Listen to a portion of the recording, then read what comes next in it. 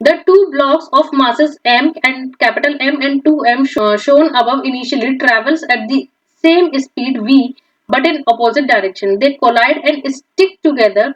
How much mechanical energy is lost to other forms of energy during the collision? This is negative direction and this is positive direction. So momentum initially is equal to mass into velocity minus 2m into velocity. So it would be minus mv. And after the collision, these two get stick together. So it is m plus 2m. And moving, let's say it is moving with vf velocity in this direction. So it would be momentum after would be 3m into Vf. So let's just equate these two. So it would be momentum initial is equal to momentum after or final momentum. It would be minus mv is equal to 3m into Vf. M got cancelled. In this case, Vf is equal to minus v by 3.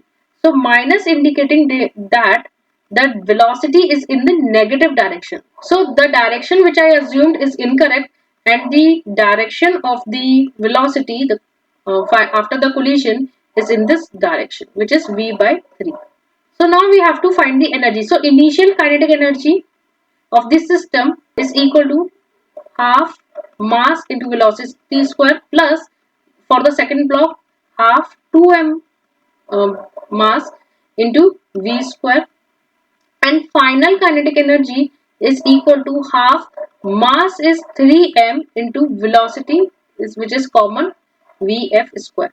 When you solve this, it would be 3mv square upon 2, and just equate the value of vf, which is v by 3 square of it. So it would be 1 upon 6 mv square. So lost kinetic energy or lost energy would be equal to initial kinetic energy minus final kinetic energy. So it would be 3 upon 2 minus 1 upon 6, and mv square, take it as common. So it would be 8 upon 6 mv square, or I can write it as 4 upon 3 mv square. So this is the lost energy or lost mechanical energy. Since all this is happening at the same level, so the potential energy would be same for all the cases.